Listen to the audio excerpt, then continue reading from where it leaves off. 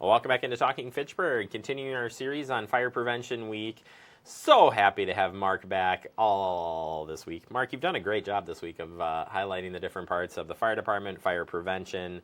Today we're going to tap into some specific areas of fire prevention. I would say more of the traditional, though you've given us a great snapshot of opening the doors behind the scenes here. But as we look at fire prevention, we'll just start with smoke alarms. And the key word here, working smoke alarms, smoke detectors. When's the last time, folks, look at me in the eye right now, when's the last time you checked those smoke detectors, smoke alarms, all of them, not just one of them, all of them? Thank you. Right. Done. Yeah. Cut. They need to be tested. If they're not working, how do we know that they're going to help you? Right. So, and it's easy. It couldn't be any easier. To test a smoke alarm, you literally you reach up and you push a button, and if it beeps at you, it's probably working. If it doesn't beep at you, it probably needs one of two things: either a new battery, or simply a replacement.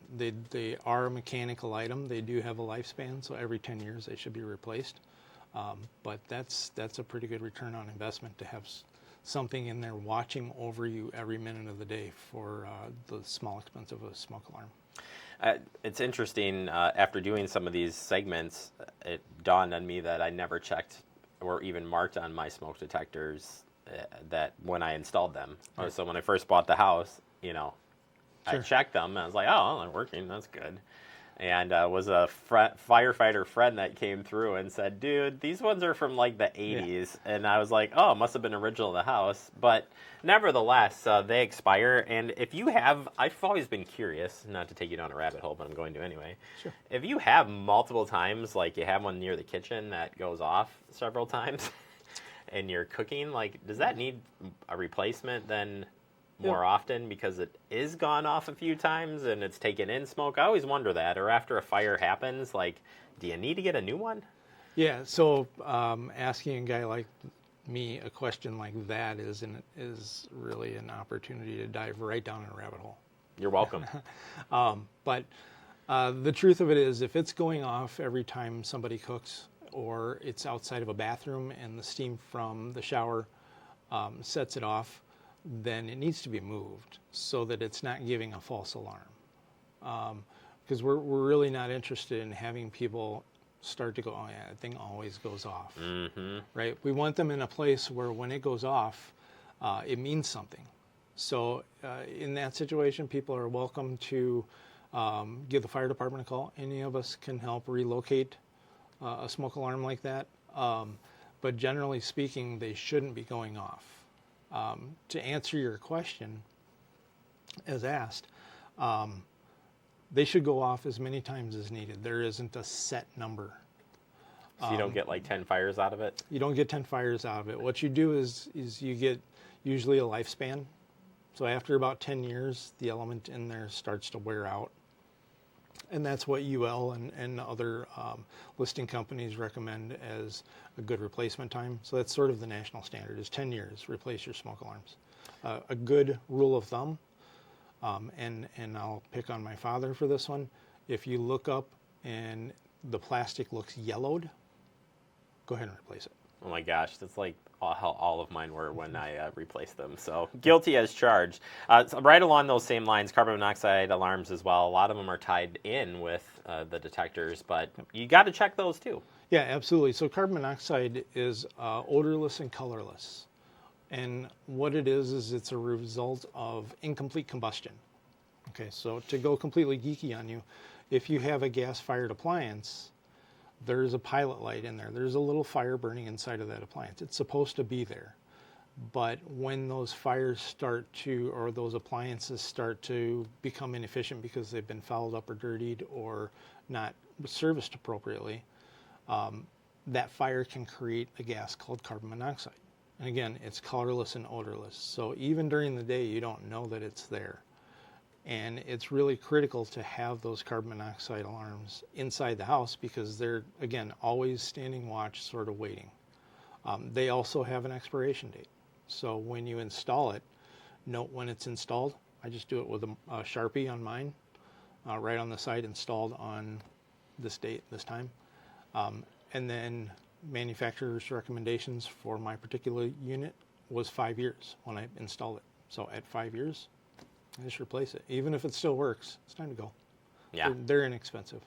And you had mentioned this too, that again, if you're questioning like where should I put these things, whatnot, certainly this would be a good time to stop in at the open house and ask some questions. Sure but would. nevertheless, you can reach out to you guys and get that answered, I'm sure, pretty Absolutely. easily. Cooking fires, everybody always asks me, well, what's the Fitchburg Fire Department doing? And I said, well, we have a lot of cooking fires in our area, and I'm sure it's true in a lot of fire department areas. But cooking fires-wise, your recommendation here starts with staying in the kitchen.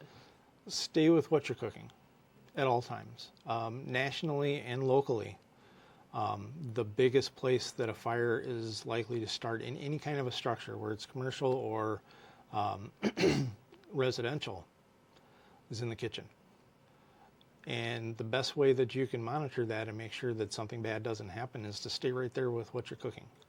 It's harder these days because we have kids, we're always multitasking, right? But if you're going to go into the kitchen and you're going to dedicate yourself to cooking and make sure that you're right there so that you can take the skillet off of the stove or whatever, so that the fire doesn't have a chance to grow. Absolutely. Knowing how to use your fire extinguisher.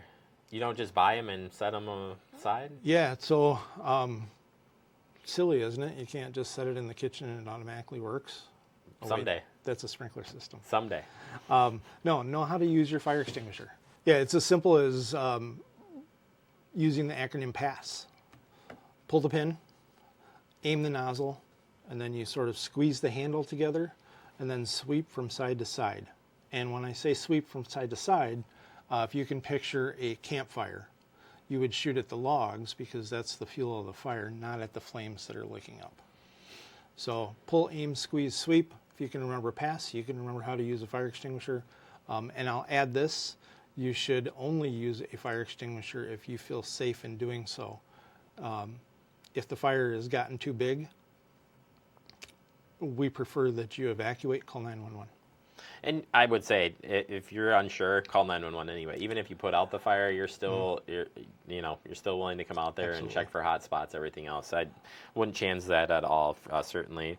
Quickly, have an escape plan and a meeting place. So important to work with your family, friends, whoever, when you go. And I'd even add to this, not just at the home, but when you go out places too, like you're staying at a hotel. Sure. Like, have you ever looked at the card and said where you got to go?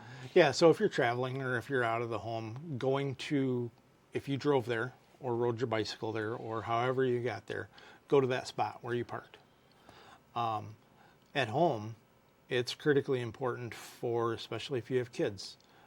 Somebody might go out the back door because that's the fastest way to get out of the building, and somebody might go out the front door. And we need to still know that everybody is accounted for. So if you have a meeting place, whether it's a tree at the neighbor's yard, a mailbox at the apartments across the street, whatever it happens to be, have that meeting place that everybody knows and understands, so that when they get out of the building, because you need to get out of the building, they go to the same place and we can count noses. Yeah, absolutely. Mm-hmm. The final one here is say treat fire as a tool. Yeah, so what I mean by that is fire isn't something that we should be playing with. Okay, we've all seen the TikTok videos where people use lighter fluid to stoke up a fire or whatever. We understand that sometimes you need to light a fire, or we need to use a fire in an appliance to cook. But if you start to think of fire as a tool, you spend less time sort of tinkering with it and messing with it, which is where an opportunity for an accident really exists, than you do if you're using it as a tool. Okay, I need to start this campfire.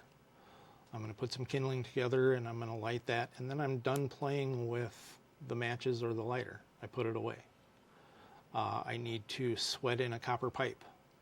I use my torch, I sweat it in, and then I put it away. I don't continue to sort of tinker with that fire.